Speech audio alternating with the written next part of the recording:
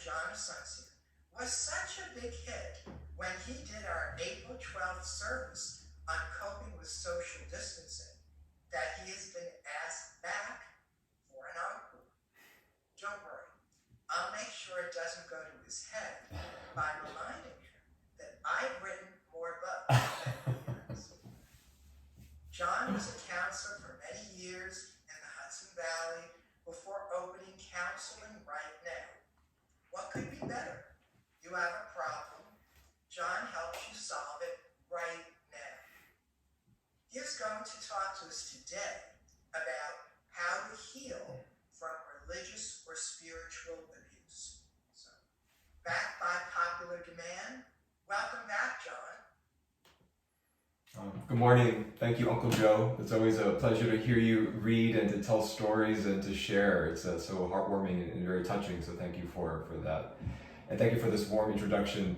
And I also appreciate so much to be back here with you, UFP. And it's such an honor to be asked to share again and on a topic that's really near and dear to my heart. During our last gathering, we discussed the effects of prolonged isolation and strategies to cope with social distancing.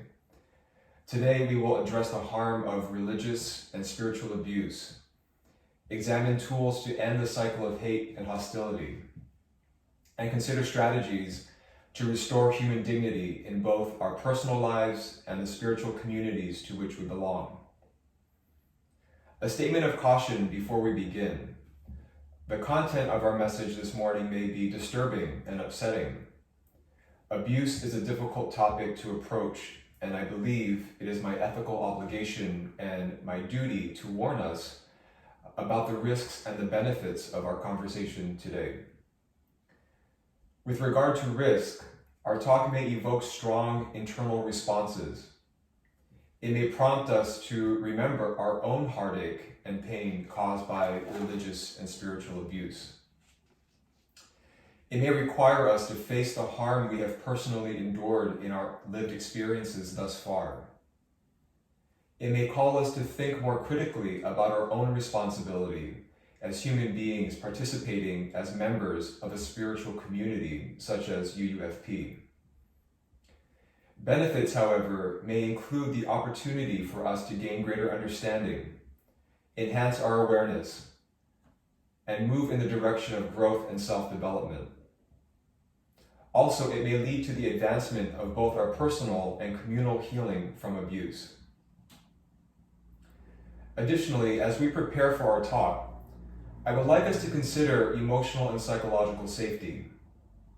I would like to offer us an intervention we may utilize during these next 15 to 20 minutes, as well as beyond our time together, in an effort to generate a sense of personal safety and protection from distress. In 2013 interview, Oprah Winfrey asked Maya Angelou what she believed to be the best piece of advice that she has given. Ms. Angelou replied, "There is a place in you that you must keep inviolate. You must keep it pristine, clean, so that nobody has the right to curse you or treat you badly. Nobody." She went on to describe the reason for recognizing this place within by saying, "That may be the place you go to when you meet God."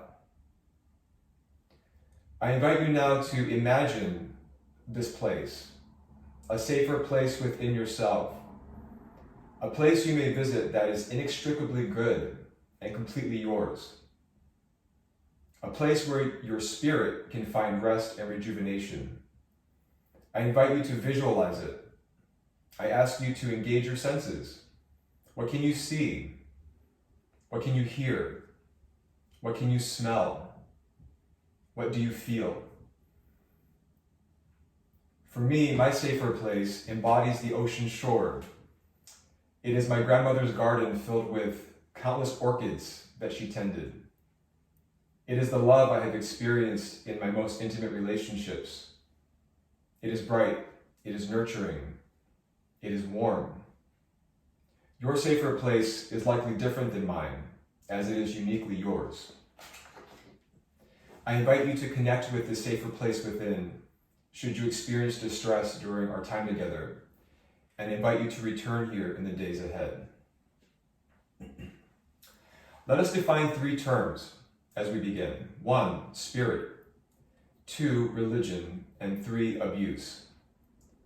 Spirit refers to the component of ourselves that is both intangible and transcendent. It is different from our mind and our bodies. Spirit may also be understood as the authentic self, or the soul. Religion is described here as systems of faith and worship. Further, we will use the term abuse today as the improper usage of treatment or treatment of a thing, often to unfairly or improperly gain benefit. And for the purposes of our discussion, the working definition of religious and spiritual abuse we will employ is the following: the improper treatment of the authentic self within or due to systems of faith and worship. I'll read that again. The improper treatment of the authentic self within or due to systems of faith and worship. Religious and spiritual abuse occurs in faith and worship communities. It also takes place in interpersonal relationships, for example, among family members, friends, and even colleagues, and often involves the misuse of power and authority. This form of abuse manifests in many ways. It can cause physical harm. It can be punitive. It can include sexual harassment, sexual assault, and ritual abuse. It involves control through manipulation. It instills shame and guilt. It preys on our vulnerabilities and takes advantage of our trust. It utilizes fear to subjugate us. It silences dimensions of our identity. It is coercive, forcing us to do things with which we may not agree. It ridicules. It excludes. It exploits. It humiliates. It suppresses critical thought and discourages individuation through expectations and demands to conform to certain ideals. It intimidates. It restricts the actualization of our fullest potential. We may feel as though we have no options. We may feel stuck in this form of abuse. It prevents expression. It berates us with criticisms and judgment. It isolates us, as we may become cut off from people who do not share the beliefs of our religious and spiritual communities. It decimates our cultural identities. For instance, the religious and spiritual abuse that has taken place in the colonization of indigenous peoples, slavery, and oppression. It can be hostile. It compromises our dignity. In my opinion, at the core of these manifestations of abuse lies hate. And in order for the cycle of religious and spiritual abuse to stop, we must end it. We must stop hate. To determine whether improper treatment has been or is being applied to our authentic self, we may engage in an honest assessment of our circumstances, both past and present. We can ask ourselves the following questions. Am I in danger?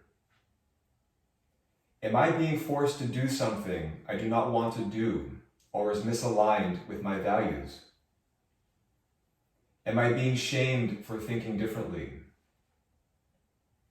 Am I made to feel inferior in comparison to others? And are all dimensions of my identity accepted?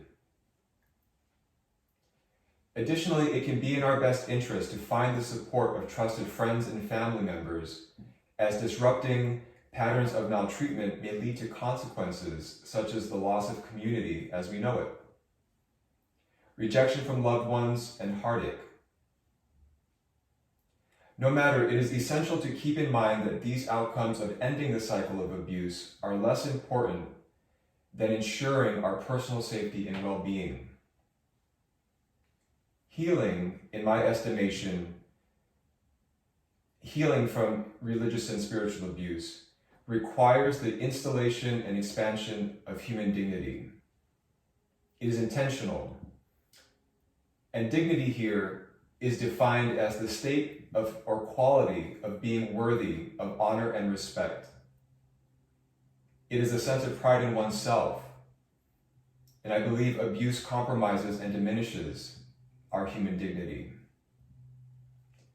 As a group therapy leader, my thoughts often surround considerations of inter- and intra-personal dynamics. In other words, how an individual is relating to themselves in the moment, as well as how members of the group are relating to each other. I believe we must look at this notion of dignity from both an interpersonal and an intrapersonal perspective, and that we may benefit from asking ourselves the following questions. Do I evaluate myself as worthy of honor and respect?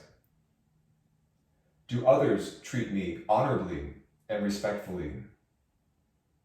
Do I treat others honorably and respectfully? Am I proud of myself?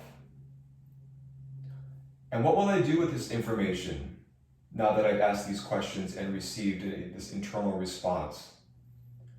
How will I attend to my authentic self, to my spirit, to my soul as a result?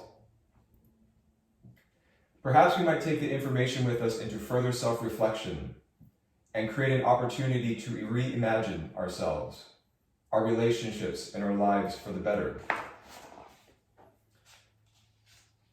Despite the efforts of those who have treated us improperly and abused our spirit, I think it is vitally important to remember that our spirit cannot be destroyed.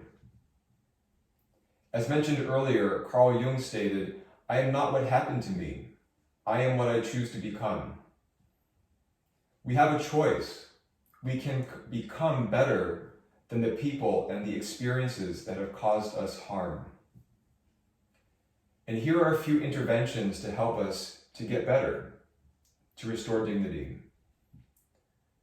Be honest about our experiences.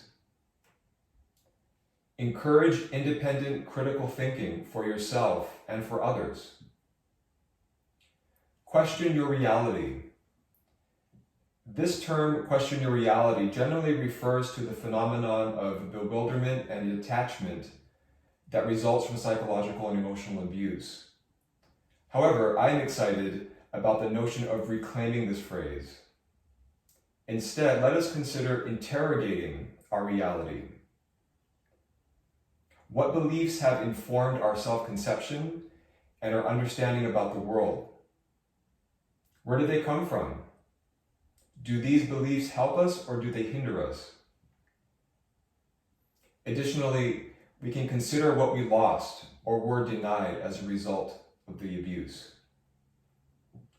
Michael Langone, American counseling psychologist, suggests that we recognize that the abuse we have endured was wrong, and that we express appropriate moral outrage for the abuse. He indicated that expressing appropriate moral outrage is an affirmation of our inherent worth, and by condemning the evil done to us, we can sharpen our sense of right and wrong. Also, exercise choice, practice assertiveness, obtain help from a professional counselor to more closely examine the beliefs and the inner narrative we have constructed about ourselves as a result of religious and spiritual abuse. Find a community that celebrates our differences, like UUFP. And lastly, honor our spirit, our authentic self. Cherish it. Recognize its value. Celebrate it. In closing, I invite you now, as I did earlier, to connect with the safer place within you. Can you savor the safety it affords your spirit? Can you relish in its timeless beauty? Can you enjoy the peace and tranquility that exists here? Thank you for your time today. It was such a pleasure as always.